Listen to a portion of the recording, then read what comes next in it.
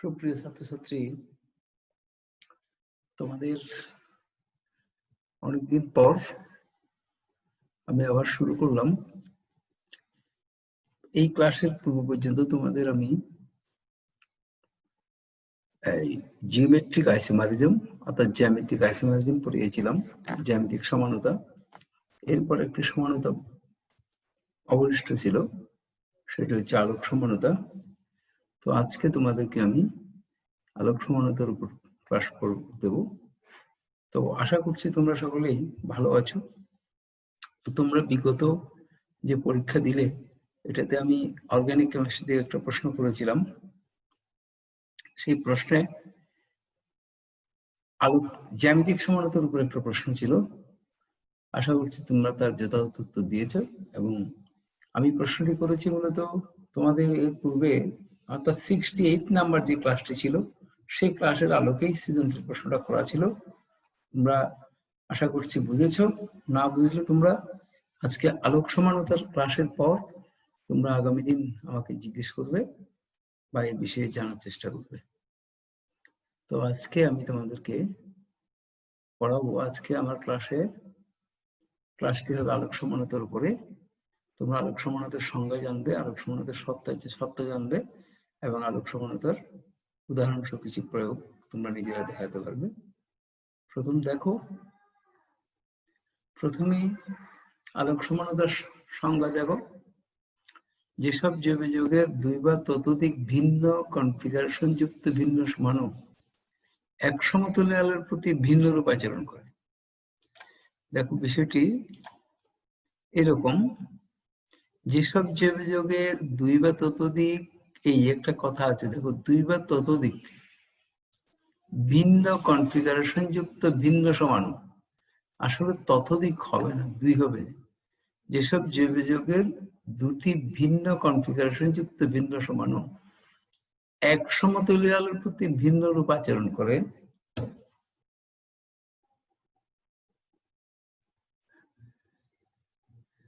এক সমতলীয় আলোর প্রতি ভিন্ন রূপ আচরণ করে, ওই সব যৌগকে আলোক সক্রিয় যৌগ, আলোক সক্রিয় সমাণু বা যৌগ, এবং এক সমতলীয় আলোর ক্ষেত্রে ওইসব যৌগের প্রতিক্রিয়াকে বলা হয় সমানুতা। এখানে খেয়াল করবে, অনেক সময় সমানুতা বানানোর মধ্যে জায়গায় দন্তন পড়ছে, এটা তোমরা একটু খেয়াল করে নেবে। তো এবার দেখো, আমি আলোক সমানুতার একটা সত্য দিলাম। আলোক সমানুতার কয়েকটি সত্য দেখো। আলোক সমানুতার প্রধান সত্য হচ্ছে,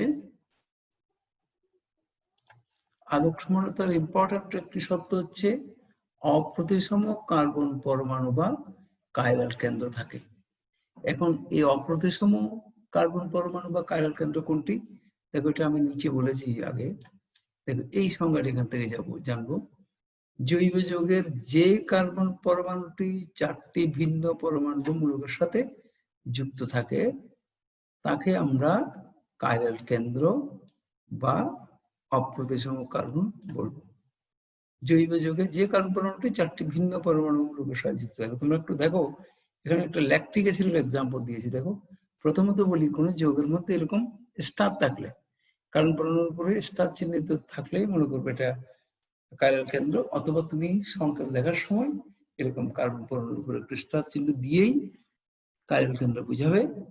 তাইলে জৈব যৌগে এই যেখানে দেখো, এই কার্বন পরমাণুটি তোমরা দেখো একটু করে, এই কার্বন পরমাণুর সাথে 4টি ভিন্ন পরমাণু বা মূলক। একটি হচ্ছে এই অ্যাসিড মূলক, একটি, যেমন এটা OH মূলক একটি, এই মিথাইল মূলক একটি হচ্ছে হাইড্রোজেন পরমাণু।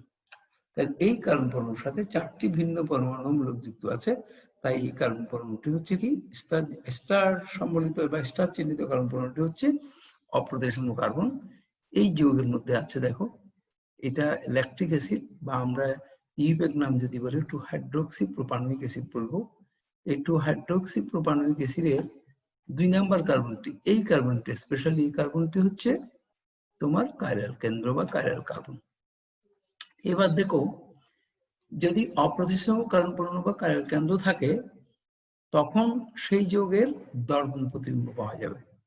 অর্থাৎ উভয় সমাণুর কনফিগারেশন পরস্পরের দর্পণ প্রতিবিম্ব হয়। এই দেখো, এইটা থেকে আমি যদি এটার দর্পণ প্রতিবিম্ব তৈরি করি, একটা দর্পণের সামনে যে ওকে নেই, তাহলে পার্শ্ববর্তী যৌগটা পাবো, এটার দর্পণ প্রতিবিম্ব। অর্থাৎ উভয় সমাণুর কনফিগারেশন পরস্পর দর্পণ প্রতিবিম্ব হবে। দেখো, এটার দর্পণ প্রতিবিম্ব এটা হবে, এটার দর্পণ প্রতিবিম্ব এটা হবে। তবে আমি বলে রাখি, এখানে ডি এবং এল, যেমন এটা দ্বারা আমি ডি ল্যাকটিক অ্যাসিড বুঝাচ্ছি, আর পরটা দ্বারা এল ল্যাকটিক অ্যাসিড বুঝাচ্ছি। এটা চিনবে কিভাবে ডি কোনটা এল কোনটা? এই কার্বন পরমাণুর সাপেক্ষে ডান দিকে ওএইচ মূলক থাকলে ডি ল্যাকটিক অ্যাসিড, আর আমরা অন্যান্য যৌগে এই আলোক সমানতা ব্যাখ্যার সময় আমরা কার্বন পরমাণুর সাথে দেখবা বেশিরভাগ ক্ষেত্রে একটি হাইড্রোজেন পরমাণু থাকবে, যেটি কার্বন কেন্দ্র, আর একটা মূলক থাকবে। সেই মূলকটি বা পরমাণুও থাকতে পারে, যেমন ধর ক্লোরিন পরমাণু থাকতে পারে। এই পরমাণুটিকে ডান দিকে রেখে একটা যৌগ করলে সেটা হবে ডি সমাণু, আর এল সমাণুতে ওইটা হয়ে যাবে বাম দিকে। এদেরকে ওইচ মূলকটি বাম দিকে হবে। আরগুলো তোমার পরিবর্তন না করলেও চলে, তবুও সিলাবল এই যেদিকে আছে আয়নাতে ধরলে এটা এভাবে দেখা যাবে, সেভাবে আমরা দেখানোর চেষ্টা করেছি। তো একটি হচ্ছে ডি ল্যাকটিক অ্যাসিড, অপরটি এল ল্যাকটিক অ্যাসিড। এখন দেখো, এইটার মানে দহন প্রতিবিম্ব হচ্ছে এটা, মানে কি উভয় সমাণুর কনফিগারেশন পরস্পর দহন প্রতিবিম্ব হয়। এইটা মানে ডি ল্যাকটিক অ্যাসিডের দহন প্রতিবিম্ব এল ল্যাকটিক অ্যাসিড হলে এল ল্যাকটিক অ্যাসিডের দহন প্রতিবিম্ব হবে ডি ল্যাকটিক অ্যাসিড। সেই জন্য উভয় সমাণুর কনফিগারেশন পরস্পরের দহন প্রতিবিম্ব হয়। এবার আরেকটি কথা শোনো, উভয় কনফিগারেশন পরস্পরের সমাপতিত হয় না। এটার অর্থ হচ্ছে, এই ডি ল্যাকটিক অ্যাসিডকে নিয়ে যদি এল ল্যাকটিক অ্যাসিডের উপর বসায়, দেখো ওএইচ মূলকটি পড়বে এইচ এর উপরে, আর এইচ পরমাণুটি পড়বে ওএইচ মূলকের উপরে। আর গুলো উপরে নিচে ঠিক থাকলেও কিন্তু এই এটা সুপার ইম্পোজ বলে, মানে ওএইচ মূলকটি এইচ এর উপর এটা সুপার ইম্পোজ হবে না। তাই এটি উভয় কনফিগারেশন পরস্পরের উপর সমাপতিত হয় না। তাহলে এই তিনটি হলো আলোক সমানতার শর্ত, অথবা আমরা বৈশিষ্ট্য বলতে পারি। এখন উদাহরণস্বরূপ দেখো, যে জিনিসটা আমি তখন বুঝালাম সেটা কি উদাহরণ হিসেবে দেওয়া হলো। উদাহরণস্বরূপ ল্যাকটিক অ্যাসিড একটি আলোক সক্রিয় যৌগ। কিভাবে আলোক সক্রিয় যৌগ চিনবো আমরা? যৌগটা গাঠনিক সংকেত লিখবো, লিখে মধ্যবর্তী কার্বনের সাথে 4টি ভিন্ন পরমাণু যুক্ত থাকলে সেটি হবে আলোক সক্রিয় যৌগ। তাহলে ল্যাকটিক অ্যাসিড একটি আলোক সক্রিয় যৌগ, এর একটি কাইরাল কেন্দ্র বা অপ্রতিসম কার্বন বর্তমান। তাই এর দুটি আলোক সমাণু, নিম্নরূপী আলোক সমাণু দুটি দেখানো হলো, একটা ডি ল্যাকটিক অ্যাসিড, একটা এল ল্যাকটিক অ্যাসিড। এখন পরীক্ষায় কি ধরনের প্রশ্ন হতে পারে? যদি বলে এই যৌগটি কোন ধরনের সমানতা প্রদর্শন করে ব্যাখ্যা করো, অথবা এই যৌগটি আলোক সমানতা প্রদর্শন করে ব্যাখ্যা করো, তখন বলবে যে এই যৌগের সংখ্যা কার্বনের সংখ্যাটি লিখবা, লিখে এখানে কার্বন পরমাণুকে কাইরাল কেন্দ্র হিসেবে কার্বনের সংখ্যা এরকম দেখাবে। ডি ল্যাকটিক অ্যাসিড যেরকম লিখলাম সেরকম করে সবার উপর একটা সংকেত লিখবে, লিখে কার্বন পরমাণুকে কাইরাল কেন্দ্র দেখাবে। কাইরাল কেন্দ্র দেখানোর পর নিচে বলবে যে এই যৌগটি কি করে, এই যৌগে অপ্রতিসম কার্বন পরমাণু বা কাইরাল কেন্দ্র থাকে, তার বিপরীতে যৌগটির উভয় সমান কনফিগারেশন পরস্পর দহন প্রতিবিম্ব হয়। এবার উভয় কনফিগারেশন পরস্পরের সমাপতিত হয় না। এবার এই কথা বলে এই নিচে এই যৌগ দুটি মানে ডি সমাণু এবং এল সমাণু দুটি গাঠনিক সংকেত দেখাবে, দেখানোর পর বলবে যে এই কারণে যে যৌগটি আলোক সমানতা প্রদর্শন করে। মানে দুটি তিনটা বৈশিষ্ট্য বলতে হবে, এই যে সমাণু দুটি দর্পণ দিয়ে, এর মাঝখানে দর্পণ দিয়ে সমাণু দুটি দেখাতে হবে। তারপর বলবে নিচে মানে এ কারণে যৌগটি আলোক সক্রিয় মানে আলোক সমানতা প্রদর্শন করে, বা আলোক এই যৌগ থেকে আলোক সক্রিয় যৌগ পাওয়া যায়, বা এটি একটি আলোক সক্রিয় যৌগ। এবার সুন্দর করে বলতে হবে। এরপর দেখো, আমি তোমাদেরকে এই ধরনের বেশ কিছু যৌগ দেখিয়েছি, তোমরা এখন একটু খেয়াল করো। হ্যাঁ, এখানে দেখো, প্রথম দেখো 5টি যৌগ দেখিয়েছি। দেখো এখানে এই যৌগগুলো দেখো, নিম্নের যৌগগুলির গাঠনিক সংকেত লিখো, প্রথম গাঠনিক সংকেত লিখবা এবং প্রত্যেকের আলোক সমাণু দেখাও। এই প্রত্যেকের আলোক সমাণু দেখো, যেমন বিউটানল 2 বা 2 chloropropanoic acid, 2 amino propanoic acid, 2 hydroxy propanal, 1 chlorobromoethane. এই দেখো, প্রথম আমি কি করব, লিখবো কিভাবে দেখো জিনিসটা। যেমন আমি এখানে একটা লিখলাম, বিউটানল 2 এর গাঠনিক সংকেত, এই গাঠনিক সংকেতটা লিখবা, লিখে এবার তুমি এখানে কথাটি বলতে পারো, আমি মানে লেখার সংক্ষিপ্ত করার জন্য এটা দেখিয়েছি। এখানে বলতে পারো যে এই যোগে কি আছে, এই যোগে আমরা তো বলেছি গাঠনিক সংখ্যা লিখো এবং আলোক সমান দেখো। গাঠনিক সংখ্যা লিখলাম, আলোক সমান দেখালাম। তুমি এখানে কিন্তু যোগটি আলোক সমানতা প্রদর্শন করে কিনা বললে, গাঠনিক সংখ্যা এভাবে না লিখে, এইভাবে না লিখে এই যে ডিলেকট্রিকের ডি বিউটানল 2 যেমন লিখেছি, এইটা এভাবে সুন্দর করে এখানে গাঠনিক সংখ্যা দেখা লিখবা। লেখার পর তুমি বলবে যে এই যোগে একটি কাইরাল কেন্দ্র রয়েছে, তা বলবে যে যোগটির দহন প্রতিবিম্ব পরস্পরের উপর পরস্পরের দহন প্রতিবিম্ব হয়। তারপর যে যোগ দুটি সমান প্রতিবিম্ব দুটি সমাণু দুটি একটির উপর অপরটি সমাপতিত হয় না। এ কারণে যোগটি আলোক সমানতা প্রদর্শন করে নিম্ন সমাণু দুটি দেখানো হলো।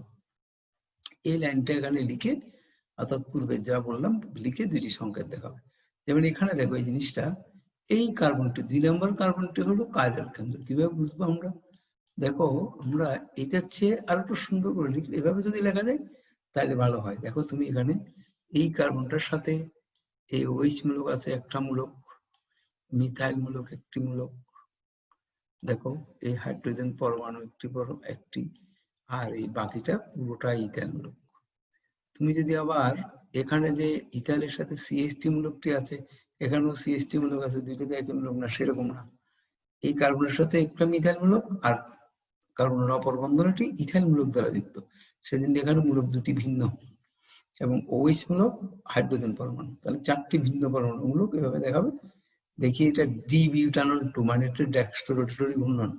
মানে এই যৌগের দ্রবণ যদি তোমার পোলারিমিটারের মধ্যে নেওয়া হয়, নিয়ে তার মধ্যে যদি এক বর্ণীয় আলো প্রবেশ করা হয়, তাহলে এক বর্ণীয় আলো, এই যৌগটি এক বর্ণীয় আলোর তলকে কি করবে, এই যৌগটি এক বর্ণীয় আলোর তলকে ডান দিকে ঘুরিয়ে দেবে। সেদিন এটার নাম ডিবিউটানল 2। এই ডি দ্বারা বুঝবে ডেক্সট্রোরোটেটরি ঘূর্ণন, এই ডি দ্বারা বুঝতে হবে কি ডেক্সট্রোরোটেটরি ঘূর্ণন। এবার এটাকে আমরা বাম দিকে প্রকাশ করলে দেখো এটার দহন প্রতিবিম্ব পাবো, জাস্ট OH মূলকটি শুধু কোন দিকে আসবে, বাম দিকে আসবে, তখন L-বিউটানল 2 হবে, L-বিউটানল 2। তো এখানে দেখো আমরা 2 বিউটানলের দুটি আলোক সমাণু পেলাম, একটা ডি-বিউটানল 2, একটা L-বিউটানল 2। এইভাবে তোমরা দেখো প্রত্যেকটা চাইলে 2 ক্লোরোপ্রোপানোয়িক অ্যাসিড পাইতে পারো, এবং আমি সম্ভবত আরেকটা করে দেখিয়েছি, বাকিগুলো তোমরা চেষ্টা করবে। এরপর দেখো যেমন এটা দেখো 2 ক্লোরোপ্রোপানোয়িক অ্যাসিড, এই 2 ক্লোরোপ্রোপানোয়িক অ্যাসিড আছে এখানে, এটা গাঠনিক আকারে দেখালাম, দেখো 2 ক্লোরোপ্রোপানোয়িক অ্যাসিড, এটা গাঠনিক সংকেত। আবার এখানের উপরে চাইলে আমি দেখো এটার উপরে, এটাই মূলত কাইরাল কেন্দ্র, কাইরাল কেন্দ্র যেখানে আছে সেখানে একটা স্টার দেবে, ভালো হয়। এই কাইরাল কেন্দ্র যেখানে আছে সেখানে একটা স্টার দিয়ে লিখবা। হ্যাঁ, এই এখন দেখো এখানে আরো আবার বলি, এখানে ঠিক কাইরাল কেন্দ্র, কার্বনটা মাঝখানে রেখে এই অ্যাসিড মূলকটি উপরে রাখবা। তারপর এই যে কথা বলছিলাম, যেমন ধর এখানে কার্বনের সাথে হাইড্রোজেন আর একটা ক্লোরিন পরমাণু আছে, এই ক্লোরিন পরমাণুকে ডান দিকে রাখবা, মিথাইল মূলকটা নিচে থাকলো, এটা ক্লোরিন পরমাণু ডান দিকে থাকলে তার কারণে এটাকে ডি সমান বলবা, D2 ক্লোরোপ্রোপানোয়িক অ্যাসিড। এভাবে দেখো এটার দহন প্রতিবিম্বে অ্যালটা তোমার, অ্যাল বলছি, ক্লোরিনটা বাম দিকে আসবে, তখন এটার নাম হবে L2 ক্লোরোপ্রোপানোয়িক অ্যাসিড। মানে এটা ডি সমাণু, প্রথমটা ডি সমাণু, পরেরটা L সমাণু। এই ডি সমাণু বুঝবে কিন্তু খুব ইম্পর্টেন্ট কথা, এই ক্লোরিন দিয়ে কিন্তু। তোমাদের বলেছিলাম কি, যেমন আচ্ছা আমি আগের স্লাইডটাতে একটু দেখাই, দেখো এই দেখো যেমন এখানে OH মূলক, এই OH মূলকের সাপেক্ষে OH মূলকটি তোমার ডান দিকে, এখানে ডান দিকে আছে ডি-বিউটানল 2, আর এর মধ্যে এই যৌগের মধ্যে OH মূলকটি আছে বাম দিকে, সেজন্য L সমান। তাহলে ডি সমাণু এবং L সমাণু চিনতে যেন আমাদের কোনো সমস্যা না হয়। এর পরবর্তীতে আরো কয়টা দেখো তোমাদের বললাম, 2 অ্যামিনো প্রোপানোয়িক অ্যাসিড, তারপর হচ্ছে 2 হাইড্রোক্সি প্রোপানেল, 1 ক্লোরোব্রোমো ইথেন। এই যৌগগুলো তোমরা নিজেরা চেষ্টা করবে, এবং এগুলো পরীক্ষায় যে কোনো একটা আসতে পারে। এবার দেখো এই আলোক সমানুতার আরেকটা সামান্য বিষয় আছে, একটু জানা থাকলে ভালো হবে, যেমন এনানসিওমারিজম। এনানথ্রিওমারিজম আসলে হচ্ছে এই আমরা যে এখন ডিল্যাকটিক অ্যাসিডের দুটি সমাণু পেলাম, একটা বললাম ডিল্যাকটিক অ্যাসিড আর একটা বললাম অ্যালল্যাকটিক অ্যাসিড, বললাম না?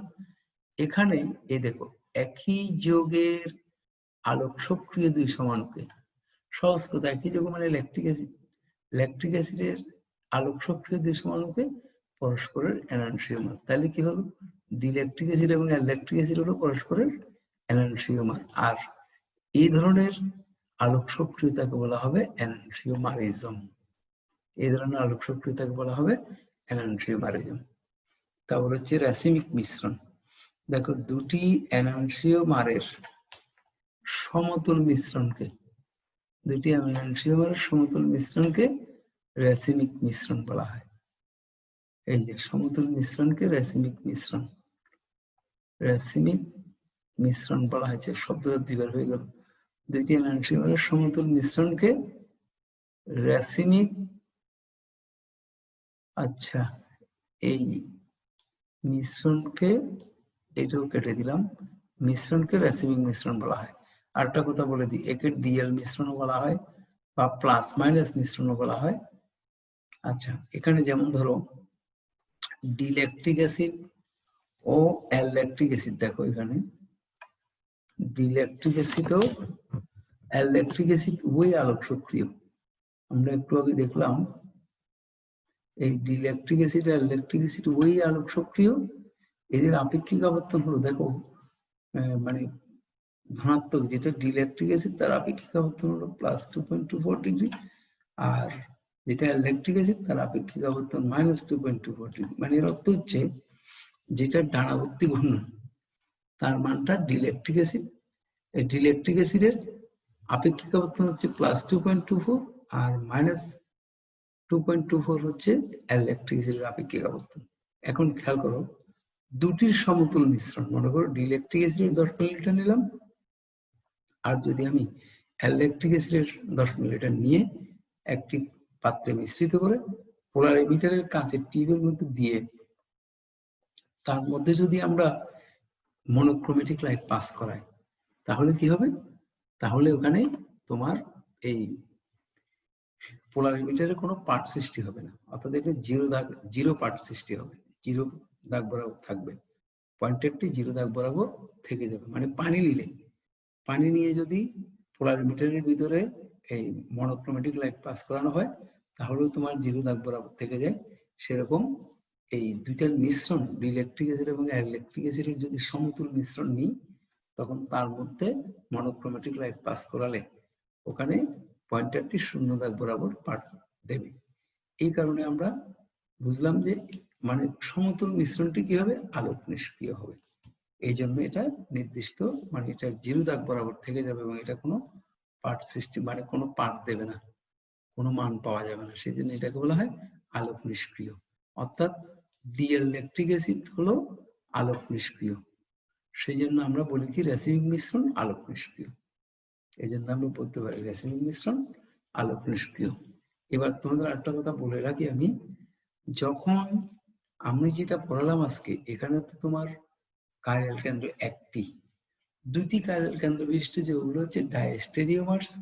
তোমাদের আমি বলে রাখি আসলে ডায়াস্টেরিওমার্স এবং এই জাতীয় কিছু বিষয় তোমাদের বইতে দেখবে, এগুলো আসলে সিলেবাস বহির্ভূত জিনিস, এগুলো না পড়লেও চলবে। আর তোমরা যদি ইচ্ছে করো করতে পারো, আমি পরে এক সময় যদি স্বাভাবিক পরিস্থিতি বিরাজ করে তখন দেখিয়ে দেবো। তো আপাতত এই আলোক সমানতার পড়া এখানেই শেষ। আমি আজকে এইটুকু পড়ার পর আশা করছি আগামী দিন থেকে তোমাদের আমি এই আরেকটু মানে রসায়ন দ্বিতীয় পত্রে এই অধ্যায় পড়তে গিয়ে মানে আরো কিছু প্রাথমিক ধারণা আছে, আরো একটু বিষয় আছে, সেটা পড়ে তারপর আমরা কেমিক্যাল রিঅ্যাকশনের দিকে চলে যাব এবং পর্যায়ক্রমে কেমিক্যাল রিঅ্যাকশন পড়াবো।